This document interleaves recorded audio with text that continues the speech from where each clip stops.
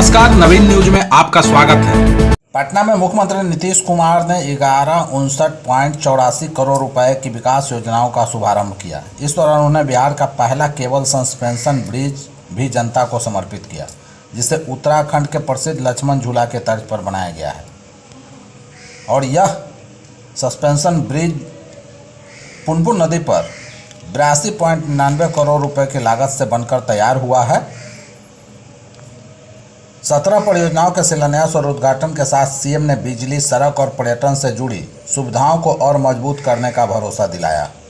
छोड़कर राज्य के अधिकांश जिलों में अगले 2 दिनों तक उमस भरी गर्मी सताएगी। इसके बाद मौसम में बदलाव आएगा। बिहार में एक बार फिर मानसून सक्रिय होगा और भारी बारिश का दौर शुरू होगा। मौसम विभाग ने 9 सितंबर से झमाझम बारिश की संभावना जताई है। वहीं 6 सितंबर को औरंगाबाद, आरा, भागलपुर, जमुई समेत 11 जिलों में आंधी, बिजली, पानी का येलो अलर्ट जारी किया है। इन जिलों में कहीं कहीं मेघ गर्जन के साथ वज्रपात होने का भी खतरा जताया है। मौसम विभाग ने अपने पूर्वानुमान में बताया कि 8 सितंबर के बाद मानसून संबंधी गतिविधियों में बढ़ोतरी होगी। मुख्यमंत्री नीतीश कुमार ने पटना के फुलवारी शरीफ स्थित खानकाह मुजुबिया में आयोजित उर्स के मौके पर हजरत मखदूम सैयद शाह पीर मोहम्मद मुजीबुल्लाह कादरी रहमतुल्लाह अलैह की मजार पर चादरपोशी की। मुख्यमंत्री ने इस अवसर पर राज्य की शांति, भाईचारे और समृद्धि के लिए दुआ मांगी। चादरपोशी के दौरान खानकाह मुजुबिया के हाफिज मोहम्मद नईमुद्दीन मुजीबी ने मुख्यमंत्री को दुआ कराई।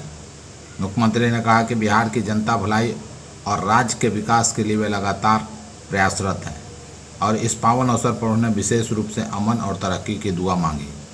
इससे पहले मुख्यमंत्री ने खानकाह मुजाबिया के पीर सज्जादा नसीब हजरत मौलाना सैयद शाह मोहम्मद आयातुल्लाह कादरी से मुलाकात की और उनका आशीर्वाद लिया। बिहार के मुख्यमंत्री नीतीश कुमार भोजपुर पहुंचे। इस दौरान वह 7 विधानसभा क्षेत्रों के लिए कुल 209.59 करोड़ रुपए की 140 योजनाओं का उद्घाटन व शिलान्यास किया। कार्यक्रम की शुरुआत बिहिया चौरस्ता से की। यहां मुख्यमंत्री 11 योजनाओं का उद्घाटन व शिलान्यास किया। इसके बाद वह जगदीशपुर नगर के नया टोला स्थित बस पड़ाव मैदान पहुंचे।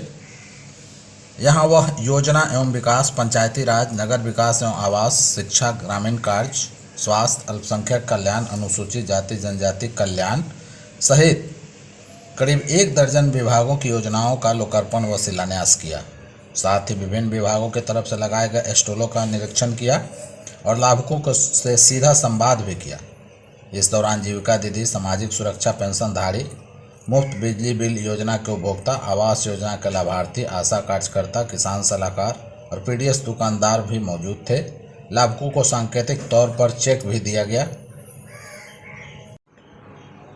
बिहार विधानसभा चुनाव में भाजपा और जेडीयू के बीच बराबर सीटों पर 100 से 105 सीटों के बीच चुनाव लड़ने का समझौता हो गया है, लेकिन सूत्रों का कहना है कि समझौते के अंतिम विवरण पर अभी भी मुहर लगनी बाकी है।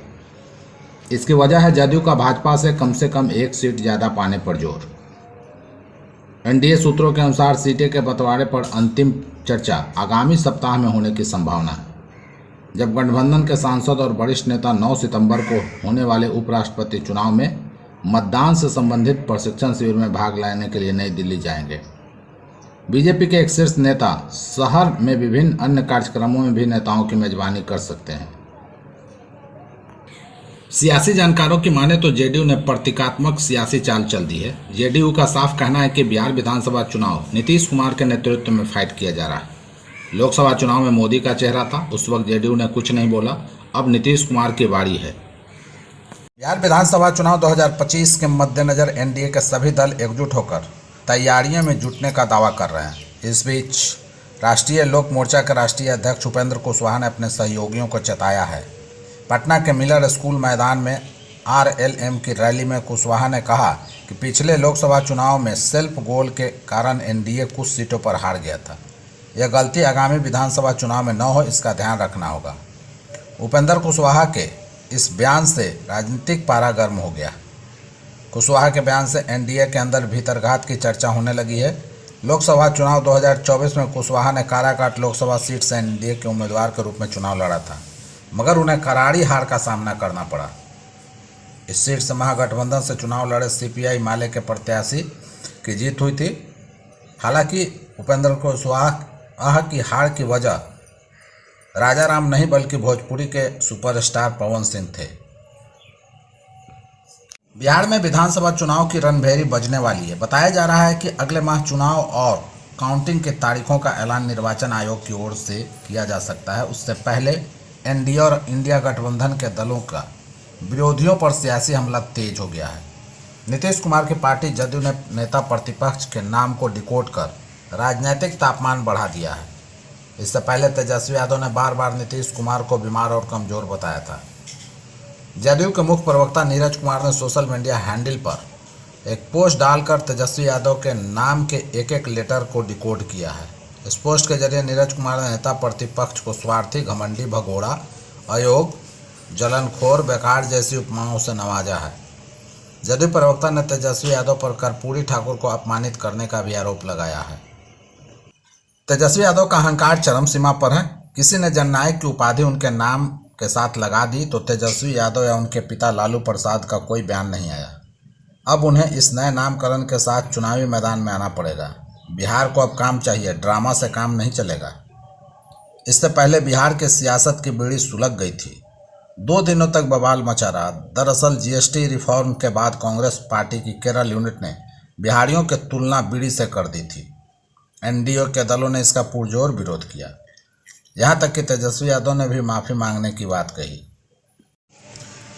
यूपी वाराणसी के रोहनिया थाना पुलिस और एसओजी की संयुक्त टीम ने एक बड़ी सफलता हासिल की है। पुलिस ने एक तस्कर को गिरफ्तार कर उसके पास से करीब 20 लाख रुपए मूल्य का अवैध गांजा बरामद किया है।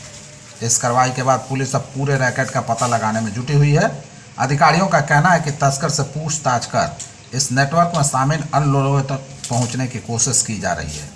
डीसीपी बरुणा जोन प्रमोद कुमार ने जानकारी दी कि पुलिस को गुप्त सूचना मिली थी कि बिहार से वाराणसी के रास्ते एक बड़ा नशे का खेप लाया जा रहा है।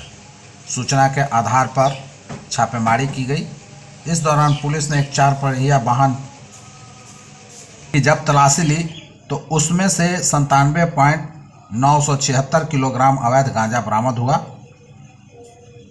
पुलिस ने इस दौरान बिहार रोहतास के संजय कुमार दुबे तस्कर को गिरफ्तार भी कर लिया है। पुलिस ने आरोपी के पास से गांजा के अलावा 1480 रुपये नकद और एक मोबाइल फ़ोन भी जब्त की। अधिकारियों के अनुसार बरामद मादक पदार्थ की कीमत अंतर्राष्ट्रीय बाजार में करीब 20 लाख रुपए आंकी जा रही है।